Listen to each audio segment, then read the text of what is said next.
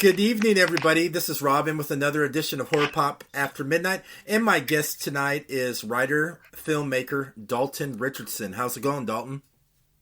Good, man. How you doing? Hey, thank you for coming on tonight. Yeah, of course. It's a pleasure. Hey, the pleasure's all mine.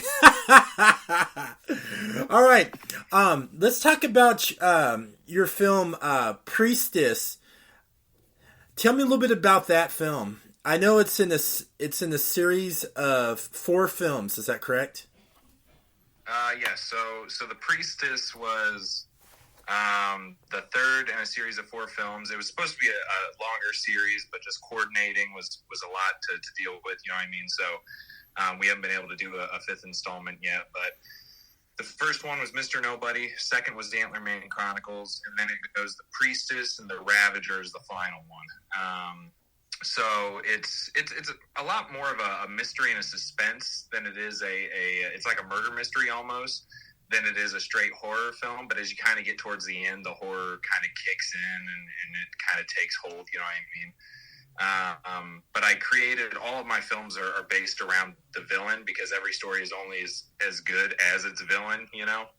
So the whole point of adding multiple installments is to continue the story of the villain and add more detail to him and just kind of expand upon the world that I created from Mr. Nobody, you know what I mean?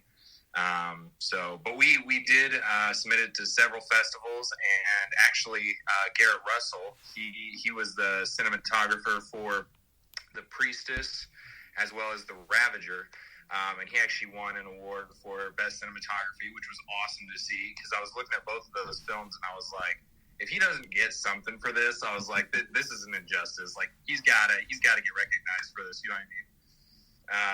So that was cool. And then we also won Best Production for The Priestess as well. So that was pretty awesome to see that everybody had a part to play in both of those.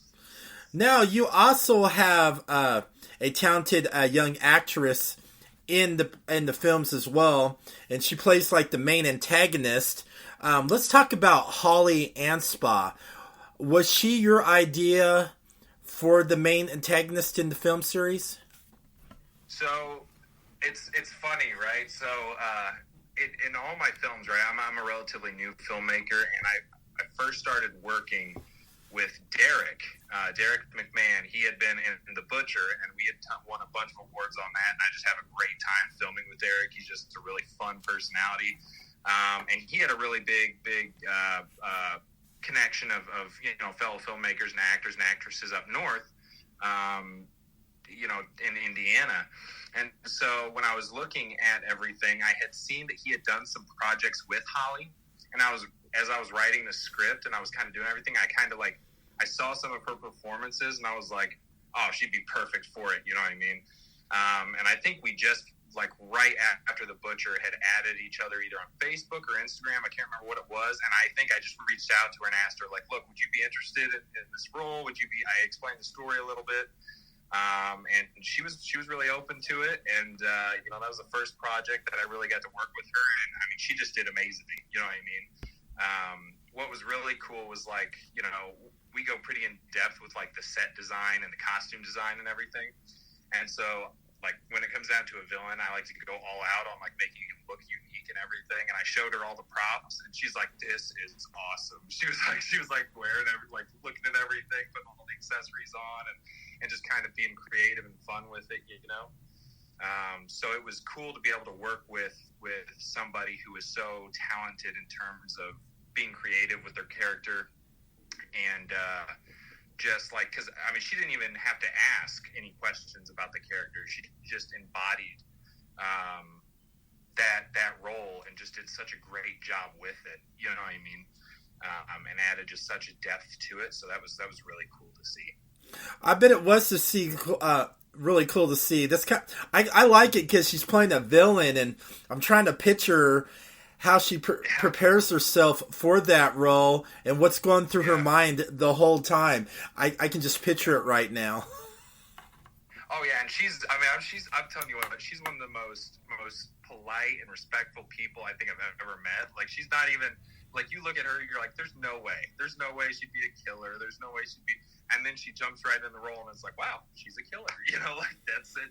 There it is. So, yeah, she's just such a joy to work with. So.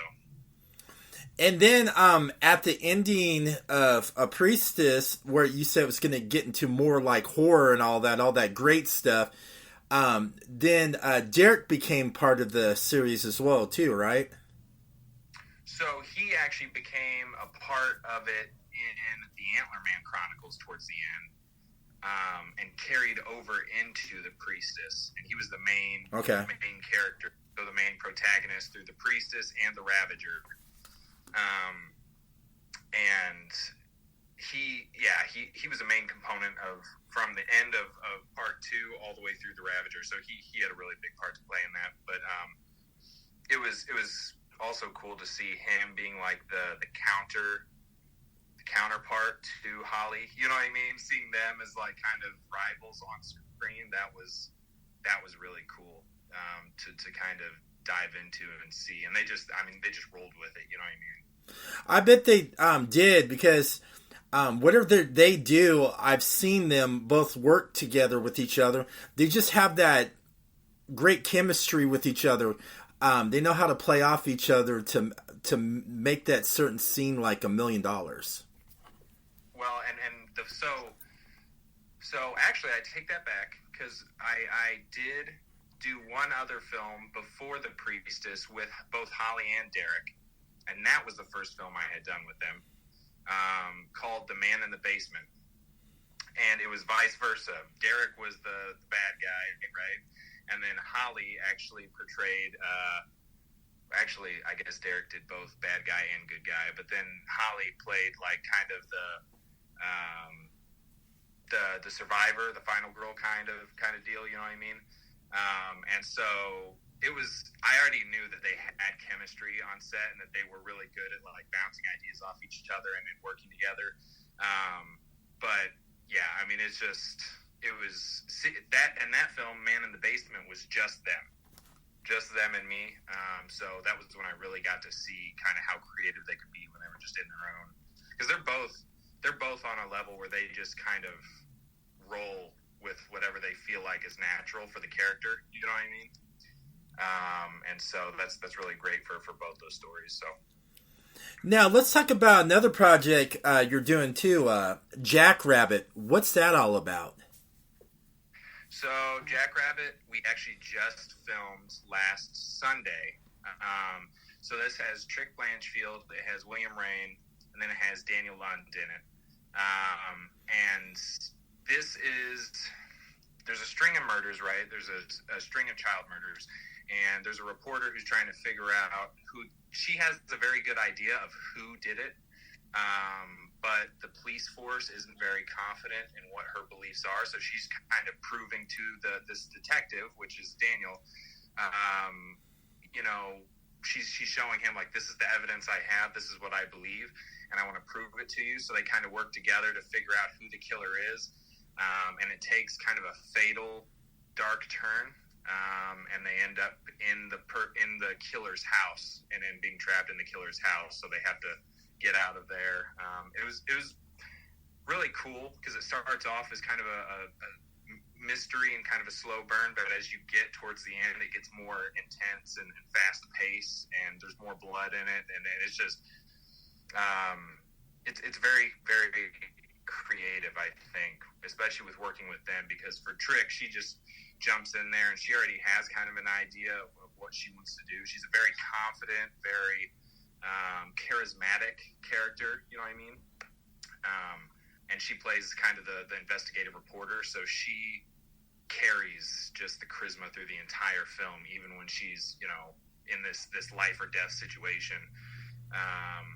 And William actually portrays the antagonist, the main villain, who I won't spoil the details of who he is or what his story is. But he just between the voice and just the presence of him on screen, it definitely gives you the chills. You know what I mean? Ooh. So, Yeah, so it was cool to see, and then this is only the second horror short film I've done that was colored. All the other short films that I've done before The Dreamer, it was the one before Jackrabbit that I did, were black and white, mostly because I convinced myself that it was easier to edit black and white, which is a very lazy excuse.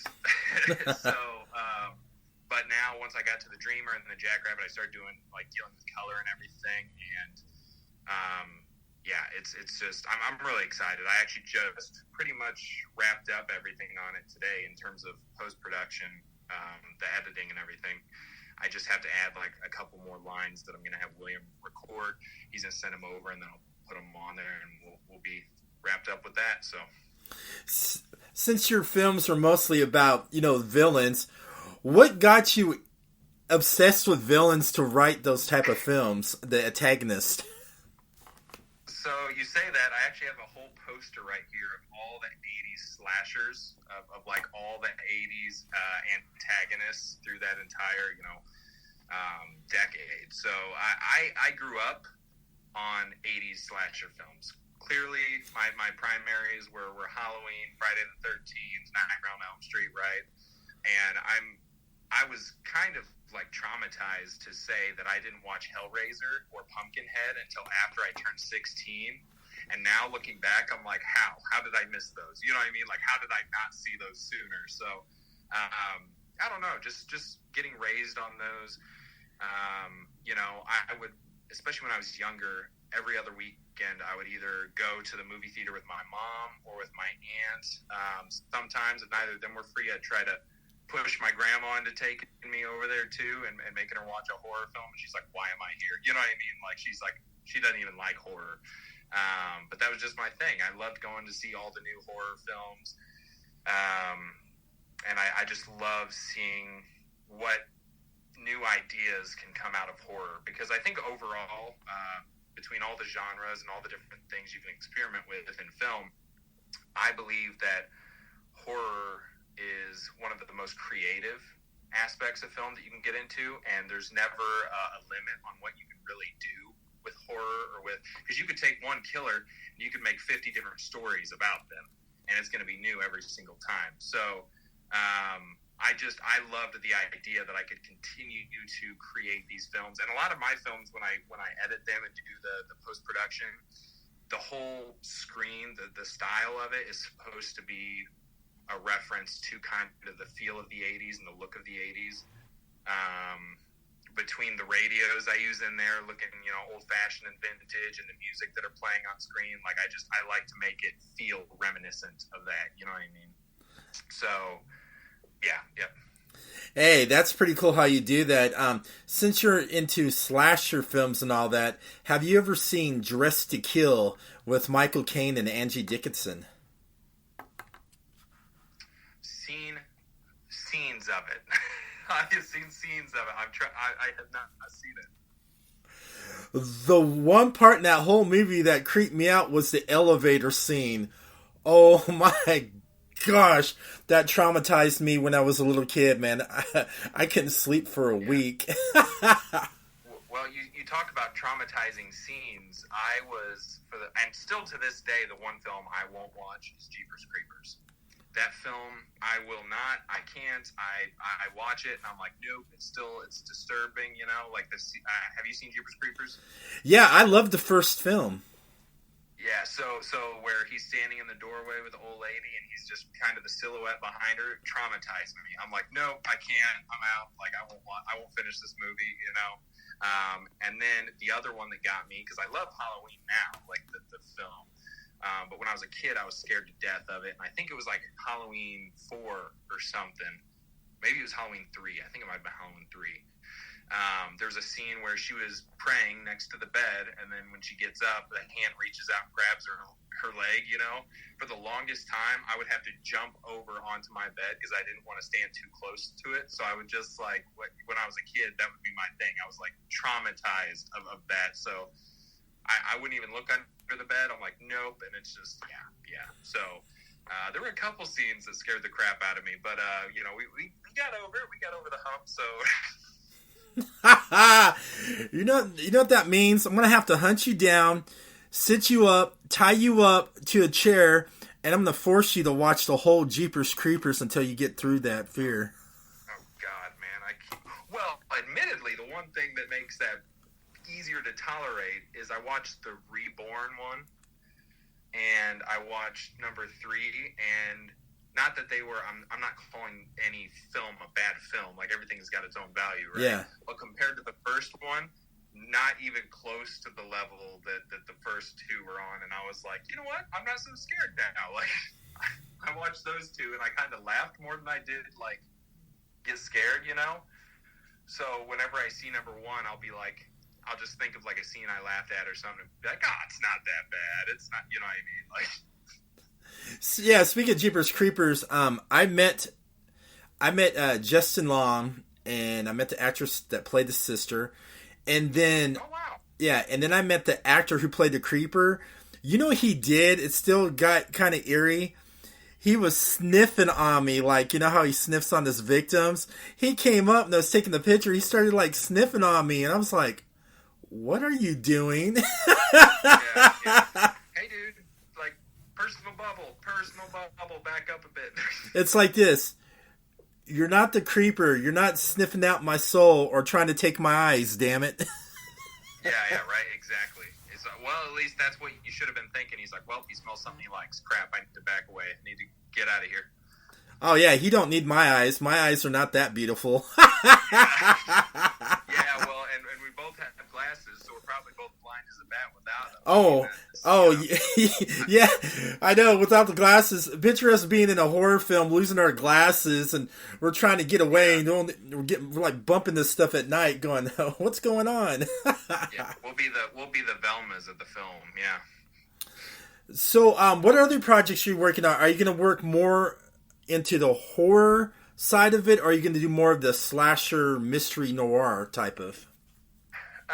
So I'm definitely leaning more right now towards slasher. Mm-hmm. I have a thing about, like, I just love doing it. I just love, like, I could do the same story with 10 or 15 different villains, and it's different every time. So I have a lot of those coming up.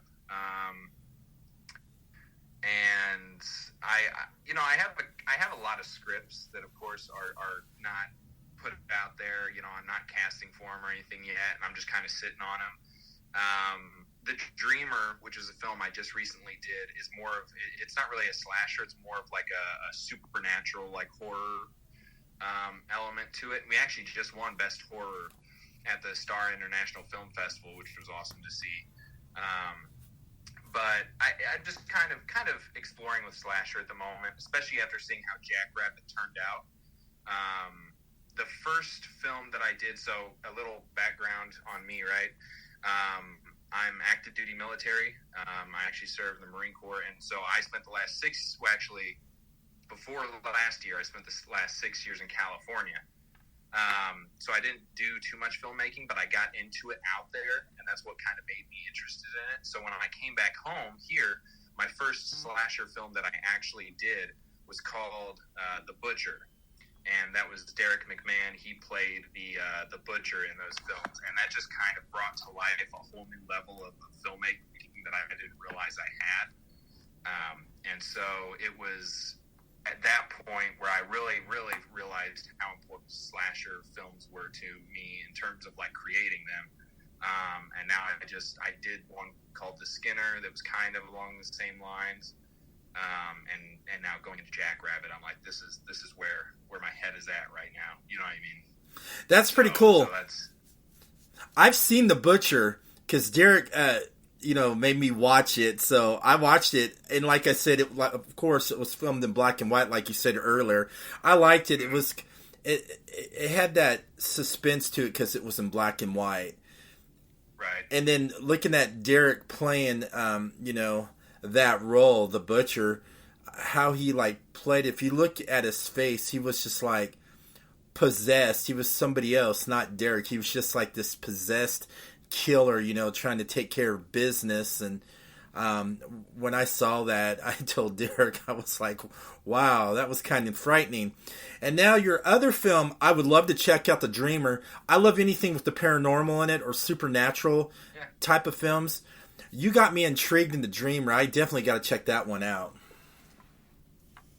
Yeah, definitely. And then we're going to film a part 2 to that here soon as well. So I'm excited to dig deeper into that.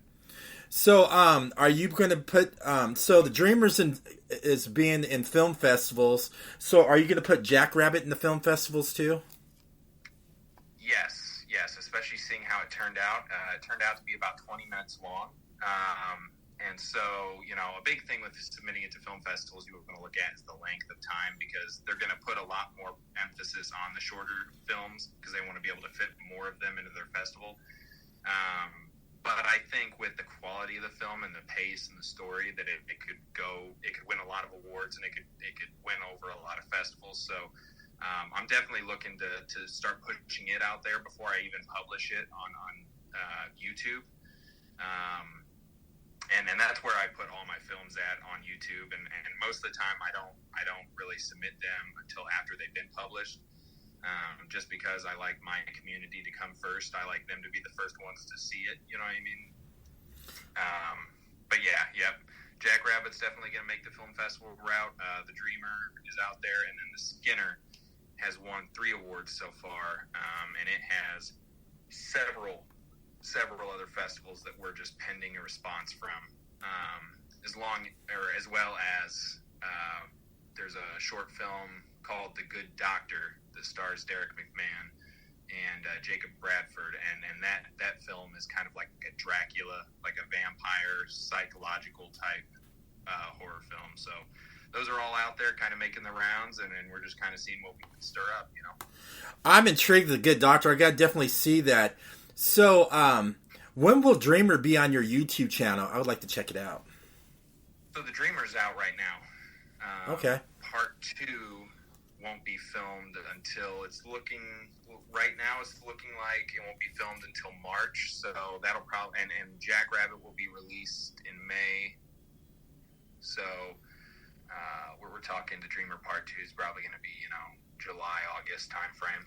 So that's awesome. I'll be looking forward to that too. And I'm also looking forward to seeing Priestess, and the other films before that, so I can see what goes next. So, since you like making like these like slasher type of horror films, have you ever thought about creating your own slasher on certain films? Like how everybody has a Michael Myers, everybody has a Jason, everybody has a Freddy Krueger, etc. Have you ever thought about starting some films where you create your own type of badass villain? So that's actually what all my films kind of strive to do, is because I don't create a film if I don't intend on continuing the story. So all of my films, I have plans to continue. Like The Butcher is not done. That's a big one that I'm looking at in the future, is it's got a very long story to it, and a very supernatural backing to it. So I'm excited to explore that. And then Jackrabbit, it's that character as well as the Skinner. Those 3 have a very long story ahead of them, and I'm pretty excited to see with the twists and turns how far it goes. You know what I mean? Oh yeah. So where can everybody find you on social media to see what you're doing next in your projects and films? So on YouTube, it's Ray Tac D Entertainment, and then on Instagram, it's Ray D Entertainment as well. So those are my 2 big ones. Facebook, it's just me, Dalton Richardson. I post updates and stuff there, and that's where I do a lot of my casting notices for anybody who's like aspiring actors or actors or actresses who enjoy horror. So that's where I put a lot of those at. And Instagram is kind of just where I put out like short scenes from my films, or just kind of production updates and stuff like that, behind the scenes content. All right. Thank you so much for coming on and sharing your story. Yeah, awesome. Thank you for having me. I appreciate it. And everybody have a great evening. Thank you to listen to Horror Pop.